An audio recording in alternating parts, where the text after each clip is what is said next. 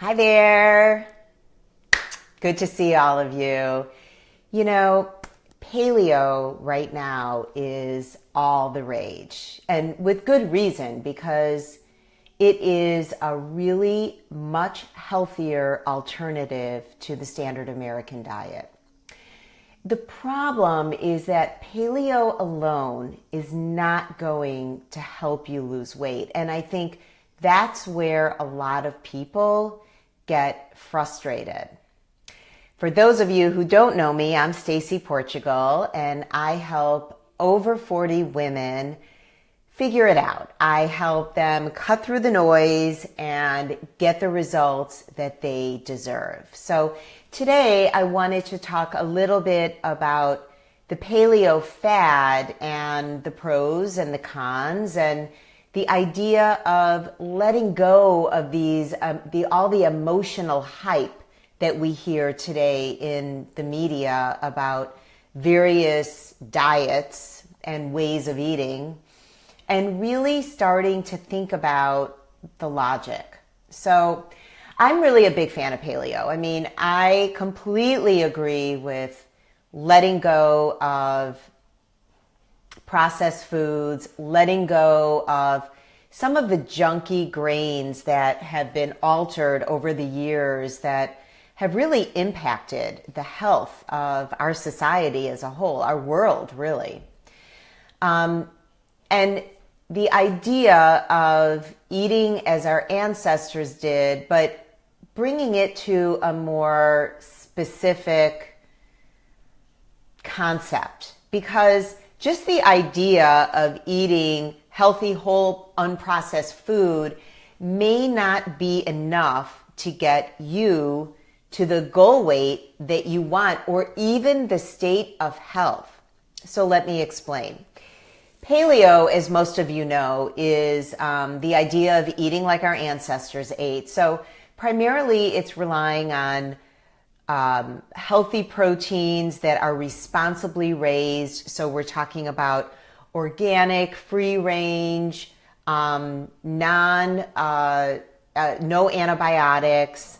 We're talking about primarily organic fruits, vegetables, healthy fats like nuts, olive oil, avocados, and really just, thinking, berries, like really thinking like our ancestors did when there was no processed food.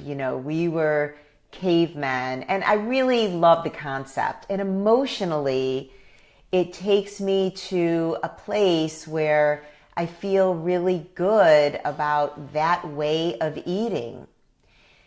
But here's the thing, guys. There's a difference between eating healthy, whole, unprocessed foods and actually getting to your goal weight. And here's why. There are two huge reasons that you're not getting to goal. One is strictly behavior. Eating is a lot more complicated than just what we're putting in our mouth, but it is our overall behavior. It's our habits, it's our lifestyle. And that's really where I love the marriage of life coaching and weight loss. And that's why weight loss coaching is really more about the chips, right? It's not about the chips. It's about so many more complicated factors that go into our habits, our food decisions every single day. So that's one thing. Also, losing weight is about science. And paleo is a phenomenal first step. So if you're still eating a ton of processed food and you're drinking Coke and stopping at a gazillion fast food restaurants, and that's a big part of your diet, I would suggest that paleo is a great first step. As we get closer to goal, it is not as likely to give you that number or that body composition that you're looking for.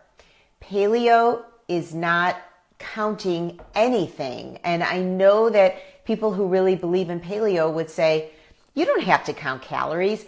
calories is not an accurate thing to count anyway. And plus, it's not accurate because it's not accurate. There's actually a margin of error on every nutrition label. That's okay and allowable. But also, calories are not accurate because it's a lot more complicated how we burn our calories, our individual metabolism, our level of activity, how much muscle mass we have. So there's a lot more that goes into it. And I agree with that, guys. But here's the thing. You have to count something, because if we have a tendency to be overweight, we also have a tendency to overeat. And so we have to have some sort of guidelines about how much to eat. And tracking your food gives you great insight into weighing and measuring. How much are you eating? When are you eating?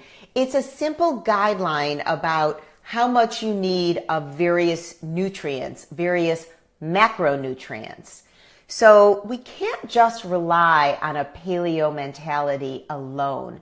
We really do have to start digging a little deeper into our behavior, into, how much are we eating and what's the balance of macronutrients.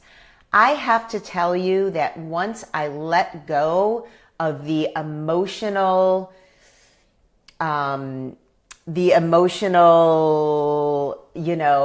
craziness when it comes to all the hype.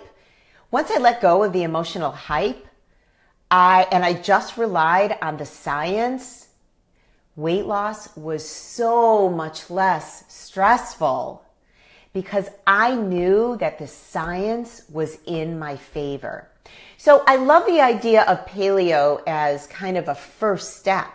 But for many of us, we're way beyond that. And if you are, you really need to start thinking about the fact that it's not just about the potato chips. It's about your behaviors, your habits, your lifestyle. It's about your level of activity, not that that's absolutely required, but all these things play into your individual metabolism. It's about the balance of macronutrients.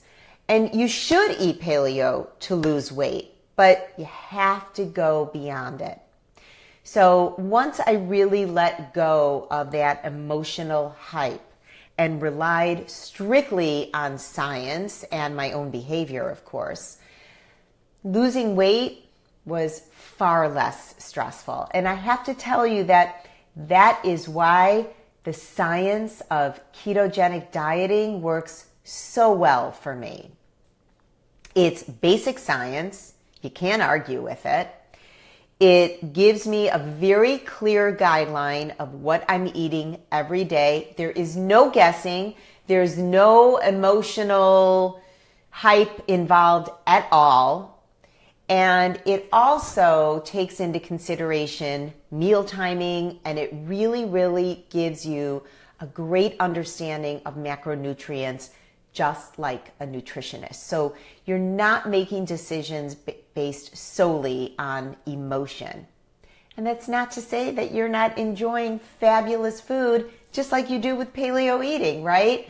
But it's the idea of making sure that these macronutrients are more well balanced so that you can lose the weight. Because as we get older, as we get into our 40s and above, your body changes whether you like it or not.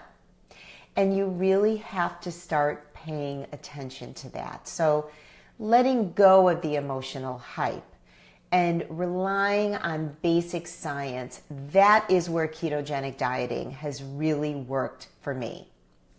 What works for you? Is keto something that you do? Do you like it? Are you a paleo person? What pros and cons have you noticed with the paleo diet? I'd love to hear in the comments, guys. So go ahead and comment, because our community begins in the comments section. And if you like this post, like it. If you would like to share it with someone who may benefit, feel free to share it. I hope this was helpful for you. I hope it gave you a little bit of insight into the difference between paleo and ketogenic diets and the advantages and disadvantages of both. Although I haven't really gone into disadvantages of keto, but I will do that another day. So stay tuned, and I'll see you in the next video. Thanks.